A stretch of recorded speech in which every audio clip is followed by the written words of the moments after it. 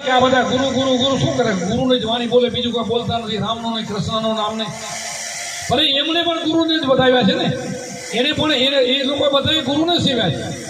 કોઈ અવતાર એક એવો અવતાર નથી કે જેને ગુરુને ન સેવ્યા હોય. કોઈ અવતાર જ બાકાત નથી. તમે વિચાર કરો કે આદ પુરુષ જે સૂર્યમાં કાંઈ નહીં, ચાંદાની સુરતની ધાણી આકાશ નહોતું, ત્યારે આદ પુરુષે શક્તિને પ્રગટ કરી.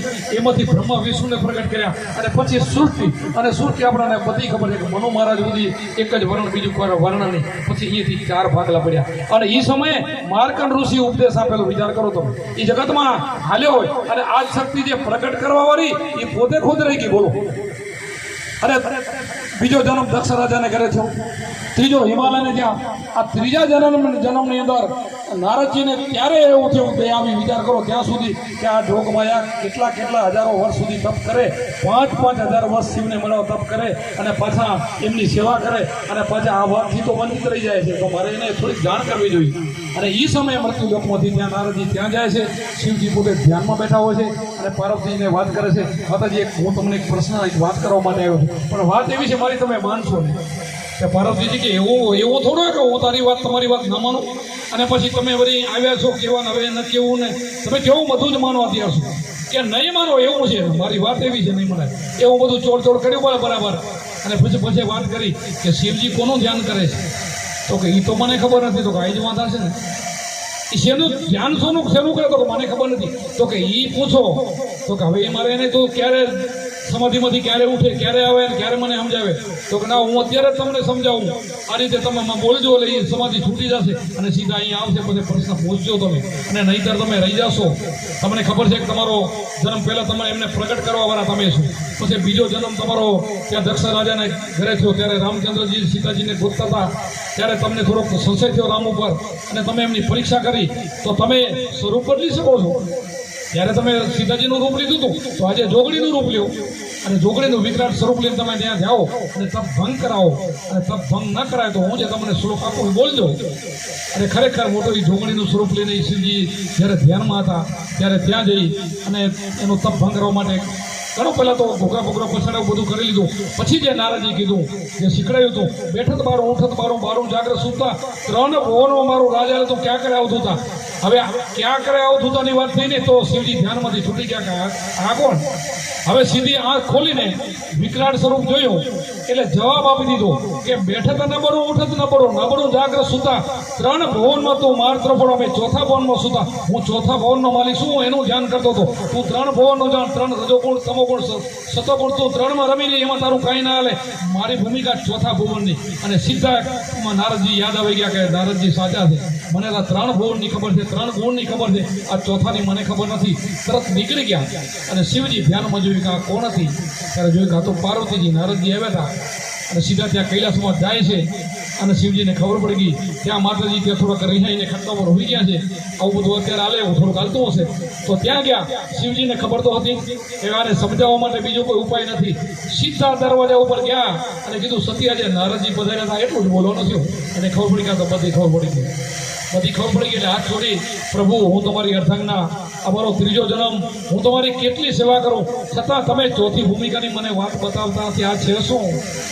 તો કે સતી એવી વાત છે કે ગુરુ પરંપરા છે. આ ઉપદેશ છે ગુરુનો કે જ્યાં સુધી ઘરના કુટુંબના એના પિતા હોય, એના માતુશ્રી હોય, એના ઘરના હોય, એના ભાઈ હોય, દીકરા દીકરી હોય, કોઈ બી હોય, માંગ્યા સિવાય શબ્દ અપાય નહીં. એટલે તે માંગ્યું નથી, મેં આપ્યો નથી. પણ મને ખબર નથી તો કેમ માંગુ? તો તને કેમ ખબર પડી? તો નારદજી પધાર્યા. તો કે વાતજી છે ને સંતના સંગમાં જાય તો નહીં ખબર પડે ને કે ના પડે. આ આગમ ભેદ તો સંતો આપણા સુતેલા ભાગ સંતો જગાડે. આ વાત સંતો કરે અને સંતો કરેથી આ વાતો આપણે જાણી શકીએ. અને આગમ સુતેલા ભાગ છે ને સંતો જગાડે.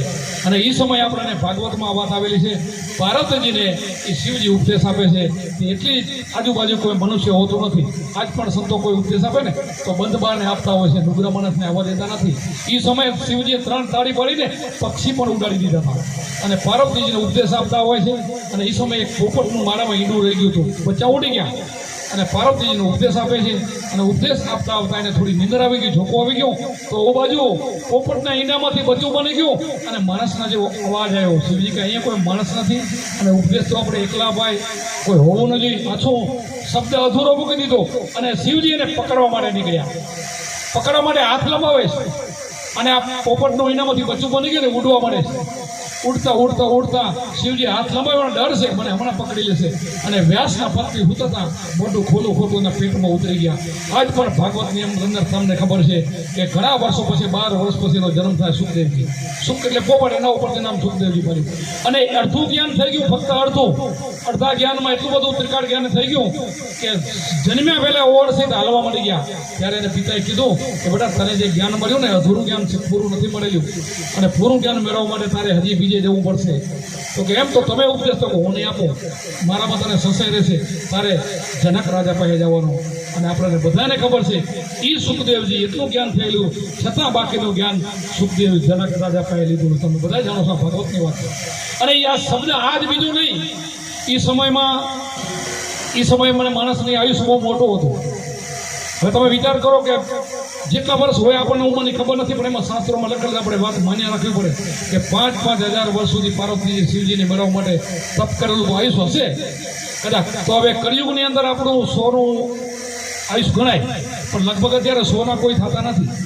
તો હવે એટલું બધું તપને એટલી બધી વાત આપણે ઘણા મને એમ કે બાબુ તમે અત્યારે કેમ બહુ પરીક્ષા નથી કરતા, તાત્કાલિક તમે કેમ શબ્દ આપી દો. મેં તો ભાઈ કળિયુગ છે, હું જમાનો સતયુગના ત્રેતા દ્વાપર છે ને એને માણસનું આયુષ્ય વધારે હતું, એની કસોટી એની પરીક્ષા કરાતી હતી. હવે તો એમાં 60 70 હાલ્યા જાય, એમાં 35 40 તો નીકળી ગયા. હવે રહ્યા કેટલા, અમારે કેટલી એની પરીક્ષા કરવી એમ.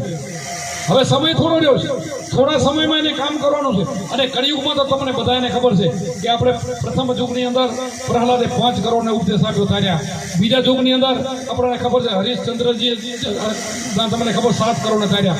અને ધર્મરાજાએ 9 કરોડ, બલિ રાજા કળિયુગનું 12 કરોડમાં તમે એનું અત્યારે આવી જાય છે, એટલા બધા લેવાના છે.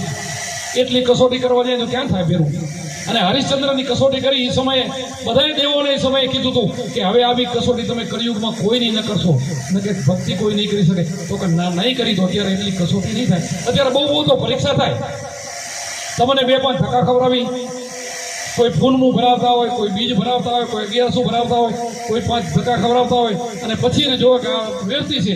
અને 2 માણસ એમ પણ કે ભાઈ અમારે રાજકોટ કે ભીખુભાઈ કે અમારે રામજીભાઈ કે અમારા રાજકોટનો ભાઈ છે, આ ભાઈ બરાબર લઈ લ્યો, અમે લઈ લઈએ. એ બરાબર કે એટલે અમે લઈ લઈએ. એમ અમારા જેટલા અમારા શિષ્યો ને, મારા અત્યારે 199 ગામમાં શિષ્યો છે, 2050. હવે મારે જોવાનું કાંઈ નહીં, જે ગામમાં જવું ને એ ક્યાંય મારે લઈ લેવાનું. હવે એમને ખબર જ છે કોને લેવાનું હોય. એમણે તાવડીના વાર વગાડીને પાકું તો કરી મૂક્યું હોય, અમારે તો લેવાનું જ હોય ને. અમારે એની બહુ પરીક્ષા કરવાની ન હોય, અમારા શિષ્યો જ કરે. જે ગામમાં રહેતા હોય એ તૈયાર કરે, એ કે બાપુ આ લેવા જેવો છે. અને એમને એમ કોઈ આવી ગયો, તમે ફોન કરી તો એ કે બાપુ ના આપજો, આપ્યા જેવો નથી. એ એવું હાલતું હોય બધું. અને એમ કે આવ્યા ફેરા લઈ લઈએ અમે વધારી સંખ્યા વધારવા માટે અમે શિષ્યો નથી બનાવતા. આમ ન કેવું જોઈએ, પણ અમારો સંપ્રદાય એવો છે કે અમારા દાદા ગુરુ કુંભારામ બાપુ છે ને, એવી પરિસ્થિતિ નબળી હતી અને પોતે ઘેટાના ઊનમાં ગુજરાન હલાવતા, ઘેટા ચારતા. જીવદયા એવા તો દયાળુ હતા, અને સંત દયાળુ હોવો જોઈએ.